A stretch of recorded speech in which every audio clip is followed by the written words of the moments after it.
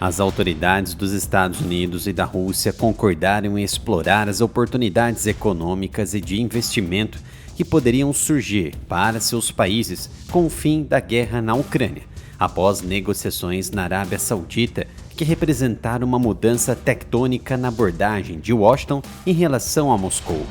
As declarações dos dois lados surgiram em meio às preocupações em Kiev e por toda a Europa de que Donald Trump poderia pressionar por um acordo de paz que favorecesse Vladimir Putin. Nenhuma autoridade ucraniana ou europeia estava presente nesta reunião.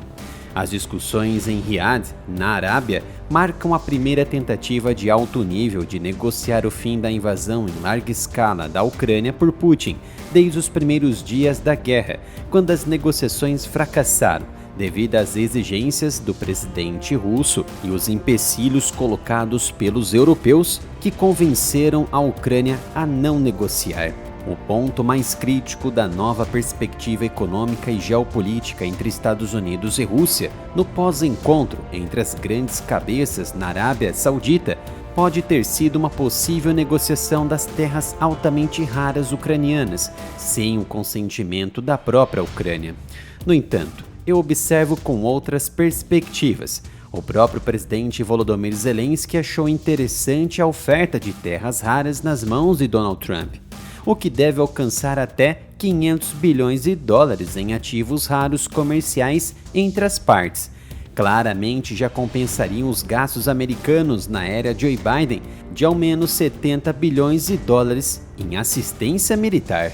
O problema é a entrada da Rússia nessa fatia. Até está aparecendo a partilha da África em 1885, durante o processo de colonização do continente africano, liderado pelas potências europeias por matérias-primas, mercados, prestígio e poder.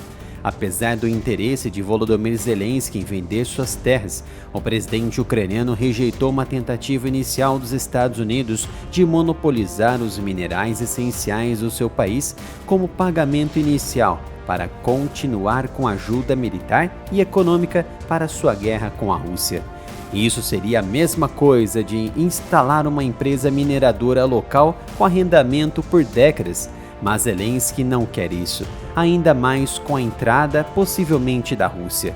Segundo informações nos bastidores dadas pela Reuters, os Estados Unidos propuseram tomar posse de 50% dos minerais críticos da Ucrânia. Seria quanto? 250 bilhões? Possivelmente. Zelensky não descartou a oferta de imediato, mas disse que ela ainda não continha as provisões de segurança de que Kiev tanto precisava. Essa história dos Estados Unidos negociar as terras ucranianas com a Rússia em troca de paz na guerra ou um armistício é algo que não interessa a Kiev e tampouco a Europa faminta por minerais raros. Mas afinal, o que são elementos essenciais, críticos, terras raras e quais a Ucrânia possui?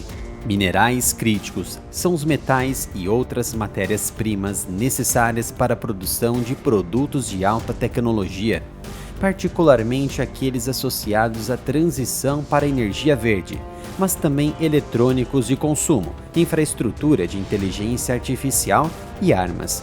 A pressa para enfrentar o dito colapso climático pelos ecochatos e se afastar dos combustíveis fósseis desencadeou uma corrida por minerais de transição energética como cobalto, cobre, lítio e níquel, que são úteis para a eletrificação do transporte e a construção de turbinas eólicas, por exemplo. Os mesmos minerais e outros também são usados para a fabricação de celulares, data centers de inteligência artificial e armas, como as aeronaves de caça F-35, colocando-os em alta demanda. Falamos dos minerais críticos, mas quais minerais são considerados essenciais? Antes de encerrarmos o vídeo, preciso falar da minha loja oficial de camisetas, umapenca.com/área militar. Aqui você vai encontrar camisetas com estampas de alta qualidade para todos os gostos, do Brasil, dos Estados Unidos, da Ucrânia, da Rússia e muito mais. Basta acessar umapenca.com/área militar. É com a loja que eu consigo algum valor para manter o meu trabalho diário aqui no YouTube e nas redes sociais. O termo minerais críticos não é tanto um termo científico quanto um termo político, e diferentes países têm listas diferentes de minerais críticos dependendo de seus objetivos domésticos e geopolíticos. Em 2022, por exemplo, o USA Geological Survey publicou uma lista de 50 minerais, do alumínio ao zircônio, que considerou como desempenhando um papel significativo na segurança nacional, economia, desenvolvimento de energia renovável e infraestrutura. Inclusões notáveis foram arsênio para semicondutores, berílio, usado como um agente de liga nas indústrias aeroespaciais e de defesa, cobalto, lítio e grafite, cruciais para a fabricação de baterias, o mineral branco índio, que faz as telas responderem ao toque de um dedo, e telúrio, que é usado para a geração de energia solar.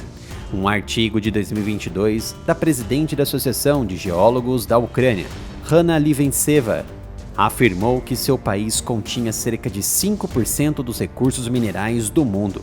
De acordo com dados da própria Ucrânia, o país tem hoje depósito de 22 dos 34 minerais identificados como críticos pela União Europeia, incluindo terras raras.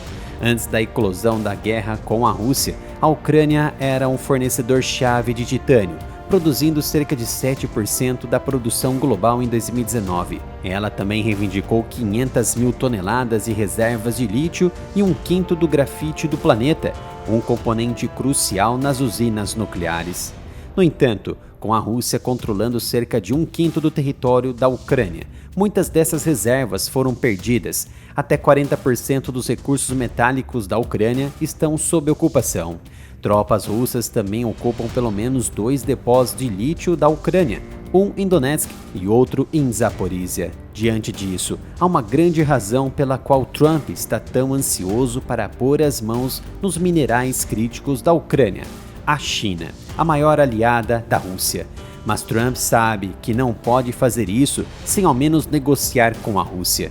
Em relação à China, mais do que nunca, a superpotência asiática é a fábrica do mundo, e isso significa que, onde quer que no mundo os minerais críticos sejam arrancados do solo, ele continua sendo um ponto de parada crucial na cadeia de suprimentos. Este é o canal Analytics dedicado a assuntos de geopolítica e defesa. É um canal reserva do Área Militar, que teve a monetização e o engajamento restringido pelo YouTube. Visite o canal, se inscreva e ative as notificações.